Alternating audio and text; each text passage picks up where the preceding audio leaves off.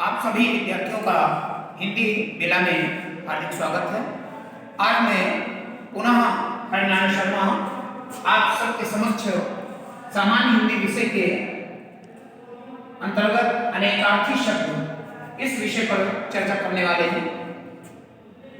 कक्षा 11-12 के छात्रों के लिए बहुत ही महत्वपूर्ण ये शब्द हैं जो अनेक बार बोर्ड परीक्षा में भी आए हैं।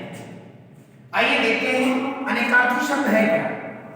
एक शब्द अनेकार्था, एक शब्द के कई अर्थ होते हैं। किस अर्थ को किस प्रसंग में ग्रहण करना है यह अध्ययन करते समय ध्यान देना होता है। तो यहाँ पर हम आपको बताने वाले हैं कि एक शब्द के कैसे भिन्न भिन्न अर्थ होते हैं। परीक्षा में 2 अंकों में यह पूछा जाता है। एक शब्द के 2 अर्थ पूछे जाते हैं। जैसे अली शब्द है यहाँ, तो अली का तात्पर्य एक हो गया सखी और दूसरा अर्थ हो गया भ्रमर या भौरा। ये आपका अनेकार्थी शब्द, यानी एक शब्द आपका, इस शब्द का एक अर्थ हो गया सखी अली और दूसरा भौरा या भ्रमर। इस प्रकार से 2 अर्थ हो गए। जैसे अगला शब्द है अर्क। अर्क का एक अर्थ होता है सूर्य और दूसरा होता है मदार या रस, जिसे रस कहते हैं।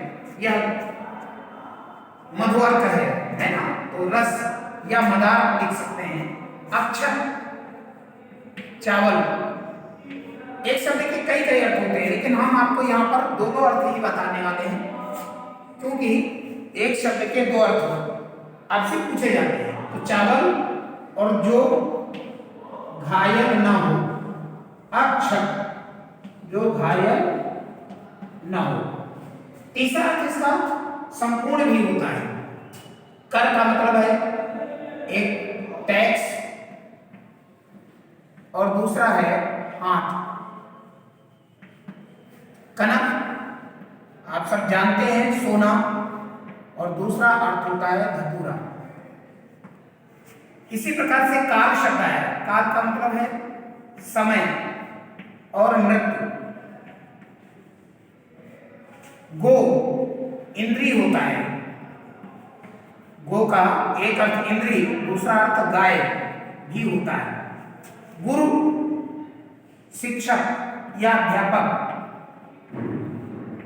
गुरु, और दूसरा अर्थ इसका भारी। अगला दल।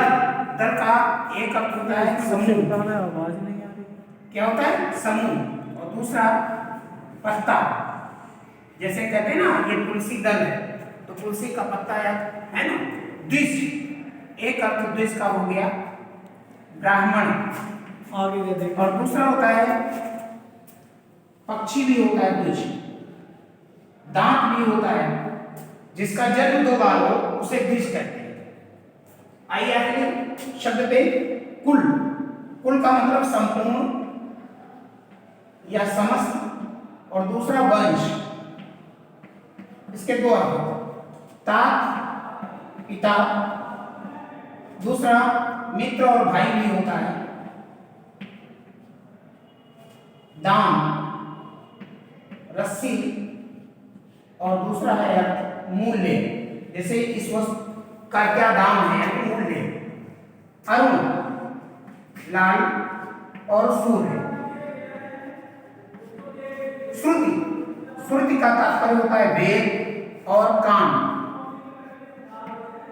अनंत, अनंत का एक अर्थ है आकाश और दूसरा अर्थ होता है विष्णु। तीसरा अर्थ भी होता है जिसका अंत न हो, अनेक अर्थ हैं। विधि, विधि का मतलब होता है ब्रह्मा और कानून। विधि माने ब्रह्मा और विधि माने कानून। विधि माने तरीका होता है, विधि माने पद्धति होता है। यहाँ आपको 2 अर्थ ही बता रहा हूं। चपला बिजली और लक्ष्मी। तीसरा अर्थ इसका चंचल स्त्री भी होता है। नाक, नाक का मतलब है स्वर्ग। स्वर्ग और नासिका। सुरभि, सुरट का मतलब है गाय और सुगंध, गाय और सुगंध। आगे देखिए स्नेह शब्द दिया है। स्नेह घी या तेल और प्रेम, ये दो अर्थ होते हैं।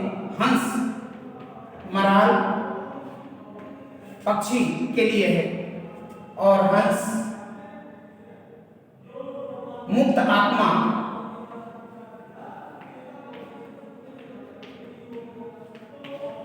वर का अर्थ है श्रेष्ठ और दूसरा है दूल्हा। मधु, मधु का अर्थ है शहद और बसंत ऋतु के लिए भी मधु शब्द का प्रयोग होता है। आइए अगला शब्द है गुण। गुण का मतलब भी रस्सी होता है, एक अर्थ और विशेषता। इस व्यक्ति में अनेक गुण है यानी अनेक विशेषता, क्वालिटी जिसे इंग्लिश में कहते हैं। हरि, ये विष्णु है। हरि के भी अनेक अर्थ होते हैं और सिंह भी होता है। हर शिव या शंकर जी और दूसरा प्रत्येक। हर व्यक्ति को यह कार्य करना चाहिए यानी प्रत्येक व्यक्ति, प्रत्येक शब्द का। शिव माने कल्याण होता है, एक अर्थ होता है। दूसरा अर्थ इसका शंकर जी, महादेव भोलेनाथ में से कोई एक शब्द। अंक, अंक का मतलब है गोद और दूसरा अंक है जैसे नाटक के भाग, नाटक के भाग को अंक कहते हैं। गिनती या संख्या भी अंक में लिख सकते हैं। वर्ण माने रंग होता है एक और दूसरा वर्ण जाति या वर्ग, किस वर्ण के हैं यानी किस जाति वर्ग के हैं या रंग। तो इस प्रकार से आप सबने देखा ये बहुत ही महत्वपूर्ण अनेकार्थी शब्द हैं जिन्हें आपको अपने फेयर कॉपी में लिखना है और अच्छे से तैयार करना है। आज इतना ही, शेष अगले वीडियो में। धन्यवाद।